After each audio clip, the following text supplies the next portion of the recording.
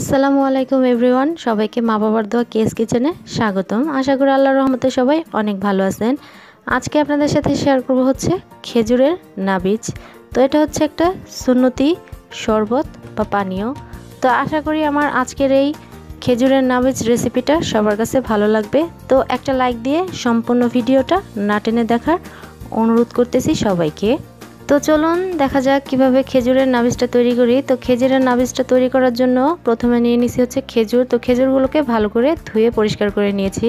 তো এখানে হচ্ছে এক জাতের খেজুর নিতে হবে। যদি বিভিন্ন জাতের খেজুর নেন তাহলে কিন্তু নাবিজটা ভালো হবে না।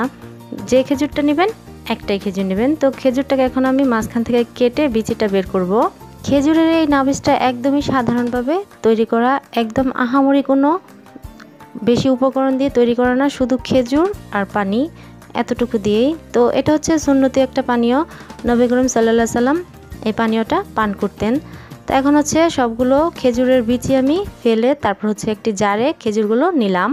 খেজুরের এই নাবিজটা খেলে শরীরের জন্য অনেক উপকার হয় এবং রমজান মাস বা এমনি সময় যদি আপনারা এটা খান তাহলে আপনাদের শরীরের জন্য অনেক উপকার হবে।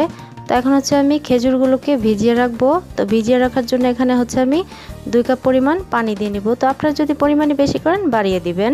খেজুরের এই নাবিজটা যদি টেস্টি নাও হয় বাট হেলদি, তো এই নাবিজটা হচ্ছে কিশমিশ দিয়েও তৈরি করা যায়। আমি দেখাচ্ছি আপনাদের হচ্ছে খেজুর দিয়ে।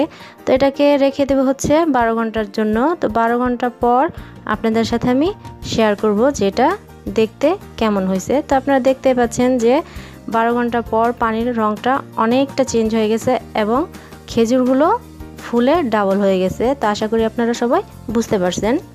খেজুরের এই নাবিজটা থেকে শুধু আমরা পানিটা নেব, আর কোনো কিছুই নেব না।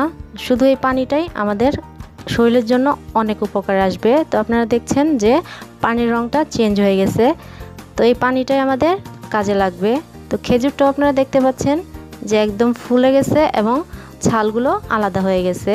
তো আশা করি সবার খেজুরের এই নাবিজ রেসিপিটা ভালো লাগবে। তো আমি খেজুরটাকে একটু ভেঙে দেখাচ্ছি, দেখছেন একদমই নরম হয়ে গেছে। তো এটা চাইলে আপনারা হচ্ছে শরবত করে খেতে পারেন কিংবা এটার সাথে মিক্স করে ব্লেন্ডারে ব্লেন্ড করেও খেতে পারেন, কিন্তু এটা থেকে আমি শুধুমাত্র পানিটা নেব, খেজুরের আর কোনো কিছু নেব না।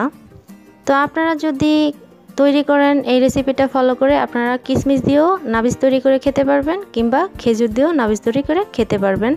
তারপর হচ্ছে আমি এই খেজুরগুলোকে ভালো করে নেড়ে তারপর একটা ছাঁকনি দিয়ে ছেঁকে আমি পানিটাকে একদম আলাদা করে নিছি। তারপর হচ্ছে ঢেলে দেখাচ্ছি আপনাদের।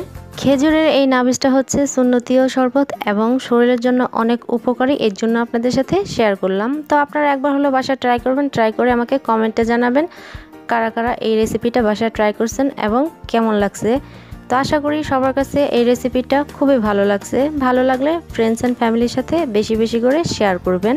তো খেজুর দিয়ে খুবই সহজ একটা রেসিপি শেয়ার করলাম, আশা করি সবার কাছে ভালো লাগছে। সবাই খুব ভালো থাকবেন, সুস্থ থাকবেন, সাবধানে থাকবেন। আল্লাহ হাফিজ, আসসালামু আলাইকুম।